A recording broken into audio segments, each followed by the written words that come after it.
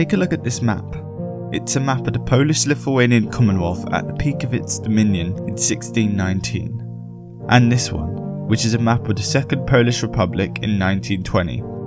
At the time of this map, Józef Pilsudski was the de facto leader of Poland, and boy was he ambitious.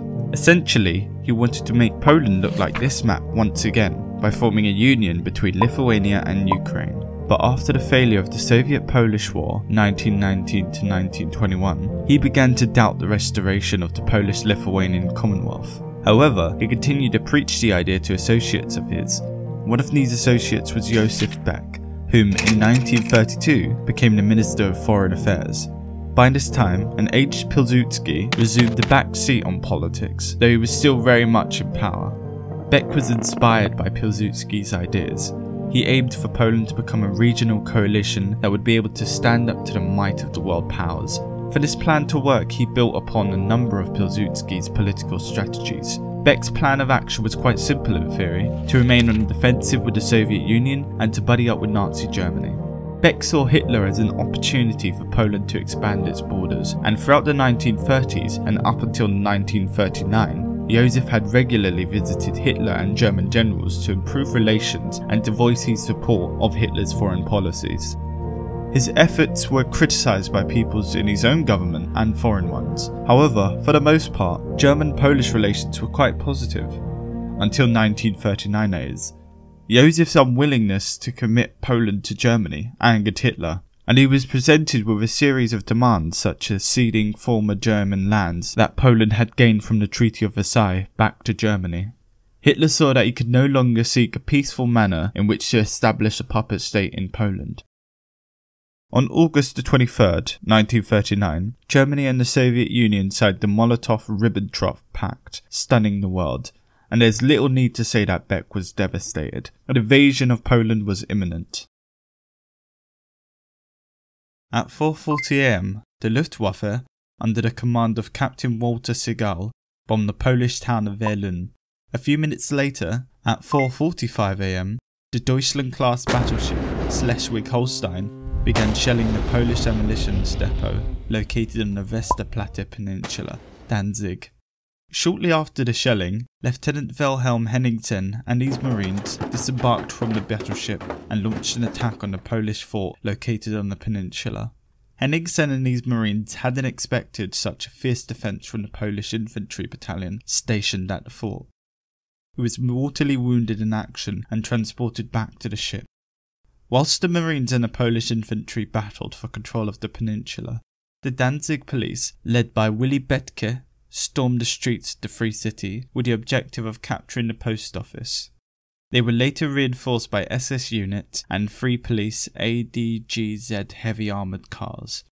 The post office was defended by 56 people, the first of which was a man named Konrad Godowski, a combat engineer and an Army Reserve second lieutenant. He, along with others, organised the militia to defend it from German units. These people held off the Germans for roughly 15 hours before the Germans flushed them out with gas and fire. Let's jump back to 5 am. German troops have started crossing the Polish border in various locations.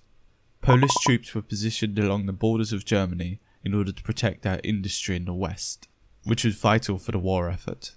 However, the majority of Polish officers, along with British and French high command, suggested that Polish troops erect defences along a shorter line backed with natural defensive positions such as the Vistula River. This strategy, named Plan West, proved fatal to Poland. There were a number of complications revolved around the logistics of the plan, which lowered the effectiveness of Polish defences. Whilst the Poles put up a hard fight against Germany, the troops had to retreat after a few days of intense combat. German technological and numerical superiority rendered any chance of a Polish victory impossible. But then again, they wasn't expecting to defeat Germany by themselves. The entire idea of Plan West was to hold off the Germans in time for Britain and France to defeat Germany. The 3rd of September. After giving several ultimatums to Germany, Britain and France declared war. However, that's really all they did, declare war. And aside from a few skirmishes, there was no large-scale military offensive by the two powers. It was more of an economic war. in guns and bombs and men and planes type of thing.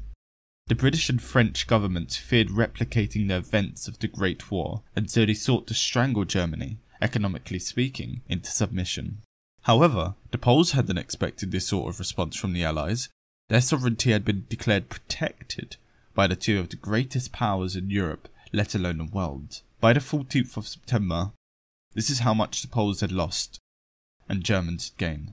Nobody had expected Germany to advance this far in just 14 days. If you look back to the Great War, it was rare for an army to gain a few feet on the Western Front. It's insane when you think about it, because most of the people in power were World War I veterans. They had gained experience on the disgustingly stagnant fronts of the Great War. The Poles had fought well, but they couldn't handle the might of Germany, and sadly, there was worse to come.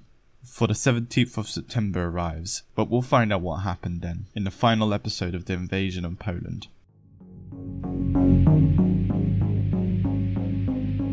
If you've liked this episode, do subscribe and share this video amongst your friends. Thank you very much.